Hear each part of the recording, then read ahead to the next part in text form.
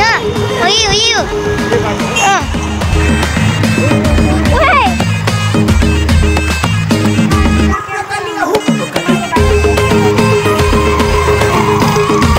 Guys finally चाहिँ हामीहरू हाइल्यान्डर park आयो।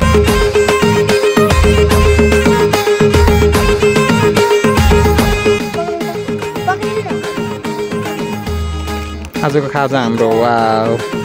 दसैँको पार्टी। आजको भ्लगमा तपाईँहरूलाई पनि फेरि पनि स्वागत छ। कहाँ गइरहेको छु भनेर तपाईँहरूलाई पनि थाहा होला। One of the most famous कुन अरे कुन पार्क? हाइल्यान्डर park guys.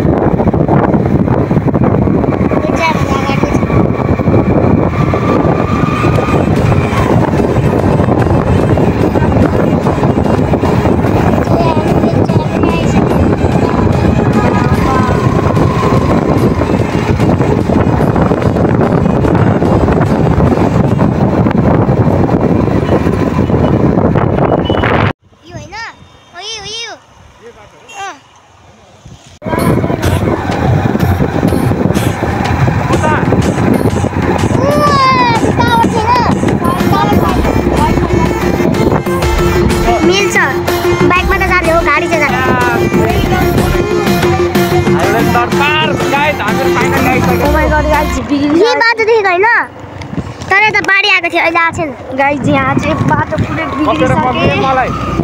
बाटो चाहिँ बिग्रेको छ ल अलि। उकालो चढ्दैछौँ जस्तो अहिले कास्टिङ हो। यो माथि डाँडामा छ हेर्नु। खोला चाहिँ सक्नुपर्छ एकचोटि अगाडि एकजना खोला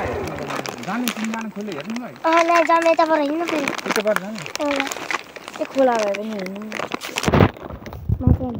यहाँ चाहिँ झाडी निस्कियो, यहाँबाट भालु पनि निस्किनु खानेको नयाँबाट जाँदा त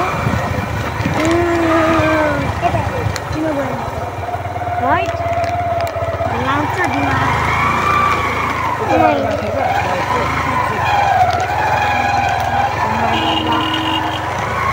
गाइस हामी चाहिँ यहाँको आधी आइसक्यो, आधी बाटो आइसक्यो। उयो मान्छेहरू पनि त्यहीँ गएर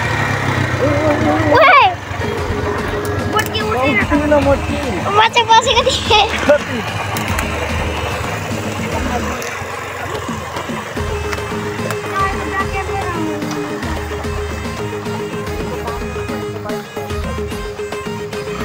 मेरो बाबाको बाइक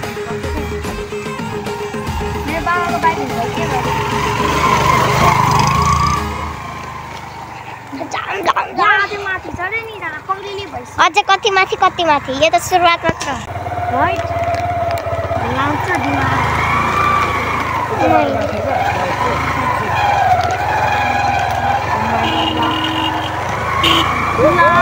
डर लाग्यो मलाई।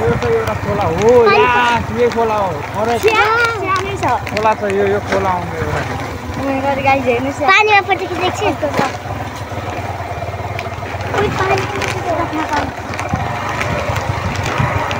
गाइस हामी चाहिँ यहाँको आधी आइसक्यो, आधी बाटो आइसक्यो। उयो मान्छेहरू पनि त्यहीँ गएर तिमीहरू उता दाइसँग आउन पाउँ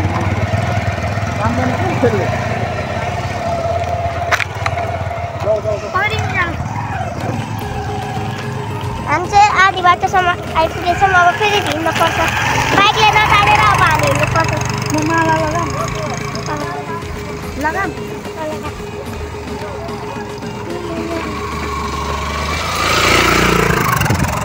यहाँको बाइकले त ताने त बाइकले ताने त कस्तो खुट्टा देखे यार आया ओइली नै हो बा यहाँबाट भिडबाट लड्छस् बहिनी त बाहिर चढ्काले त हाम्रा मादिरा पक्रिन के नि जाली यहाँको भ्यू हेर्न सक्नुहुन्छ एकछिन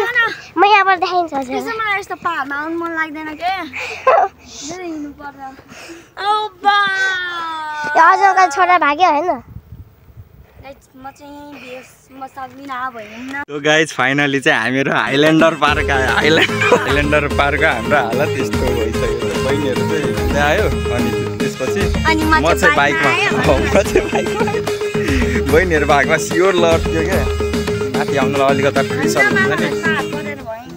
अनि सो त्यही हो कुछ गर्ने के लिए कुछ खोना पर्दा है त्यस्तै बाटो पनि यस्तो खतरनाक बाटो छ नि जब यस्तो भ्यूज हेर्नलाई राम्रो त राम्रो ठाउँ छ हेर्नुहोस् न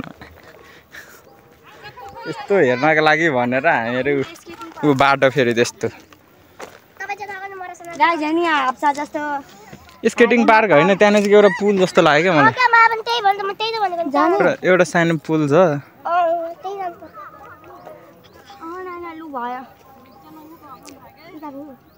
त्यो हो साथीहरू अब एकछिन माथि गएर अनि हल्का रमाइलो गरेर अनि त्यसपछि हामीहरू जानुपर्ने हुन्छ धेरै पनि यतातिर बस्नु हुँदैन अब रात पऱ्यो भने समथिङ 3 बजिसकेछ 5 साढे 5 बजे त इनफ त हुन्छ नि फेरि त्यही हो अब चाहिँ साथीहरू हामीहरू चाहिँ माथि जानु आँटेको चट्टा लाएर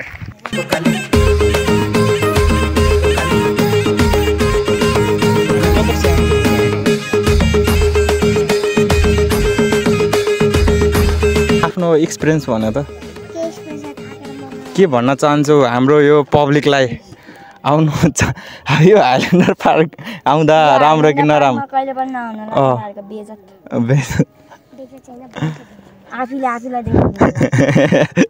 सो त्यही हो तपाईँहरूलाई पनि थाहा भयो होला होइन मेन भनेको त्यही हो बाटो चाहिँ एकदम बवाल खतरनाक बिग्रेको पनि छ खतरनाक पनि छ अनि वान मिस्टेक गेम ओभर जस्तै भयो क्या यो बाटो चाहिँ अनि त्यही भएर चाहिँ आयो भने पनि एक्सपिरियन्स मान्छे चाहिँ होइन एक्सपिरियन्स ड्राइभर चाहिँ आउँदा हुन्छ है नआउँदा हुँदैन अनि धेरै केही नगर्नु होइन यहाँ नजिक आएर यसो भ्यूको लागि मात्रै हो क्या यस्तो डाँडा भ्यूको लागि मात्रै हो यो चाहिँ खास गरिमा अनि त्यही भ्यू हेर्नको लागि भनेर हामीहरू यत्रो टाढा आएको छु पहिलोचोटि भन्नाले पनि अब फर्स्टै सुरु खुलिराखेको थियो अनि अचानक भिडियो टिकटकमा आयो ल हेर्दाखेरि त कस्तो दामी सर्ट ड्रोन हेर्दाखेरि ओहो बवाल ठाउँ छ भनेर हामीहरूलाई पनि एकदम पुरै चासो भयो क्या अनि त्यही भएर हामीहरू पनि आएको यहाँ नजिक सो जति सक्दो त यही सजेस्ट दिन्छु तपाईँहरू नयाँ नयाँ हुनुहुन्छ भने नआउने म सजेस्ट दिन्छु म त यहाँ डराएर छुलछुल भएको थिएँ अब तल चाहिँ सक्छु माथि चाहिँ अलिकति डर लागेको त्यही हो सो साथीहरू अब चाहिँ सिनेम्याटिक सर्ट हेरौँ है फ्रम हाइल्यान्डर पार्क 3 2 1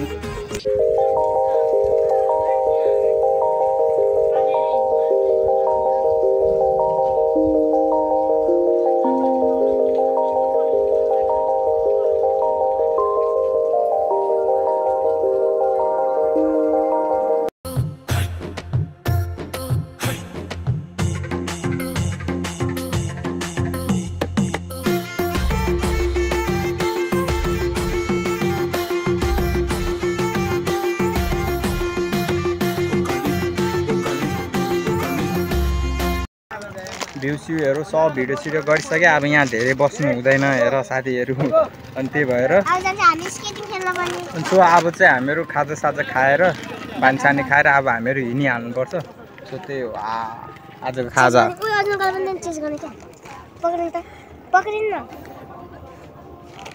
आजको खाजा हाम्रो वा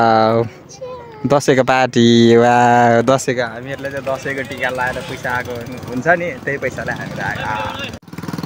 म 10 आउट अफ 8 दिन्छु किनभने यहाँ आउनु राम्रै हो तर यो चाहिँ नेचुरल ब्युटीको लागि राम्रो हो तर यहाँ ट्रिपको लागि मात्र चिसो निकाल न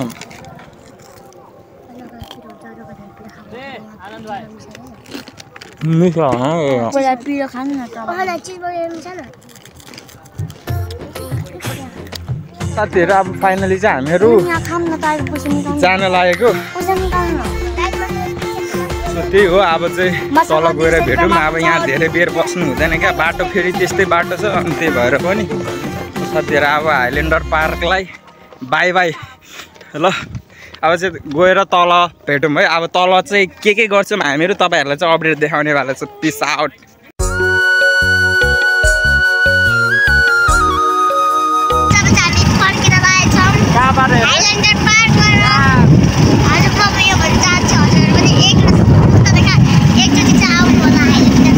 बाटोको परिस्थिति कस्तो छ एकचोटि आउनु होला तर अनुभव चाहिँ तपाईँहरूलाई हुनेवाला छ हाइवेबाट 2.5 किलोमिटर छ त्यहाँदेखिको के भन्छ बोर्ड पनि देखि सक्नुहुन्छ होला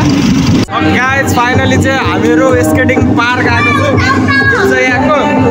अन्सो बहिनीहरूलाई खेल्दैछ अहिले 5 बजिसकेको छ अहिले 5 बजिसकेको छ कति बेला जाने हो घर ठुलो छैन ऊ खेलेन त्यसलाई आयो त अब बहिनीले खेलेको पनि तपाईँहरूको बादमा देखाउँछु बहिनीहरूले चाहिँ खेल्दैछ अनि एउटा बहिनी त हुन्छ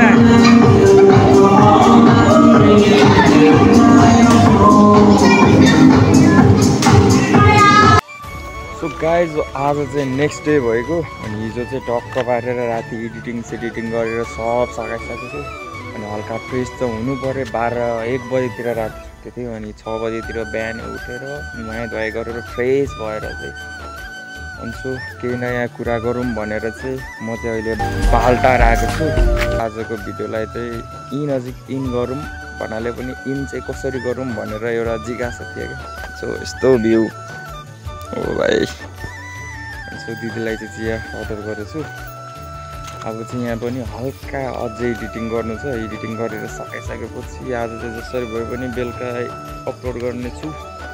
साथीहरू त्यही हो so thanks for watching this video so आजको भिडियोलाई व्यवस्था गरिदिनु भन्नुपर्छ नेक्स्ट भिडियोमा फेरि पनि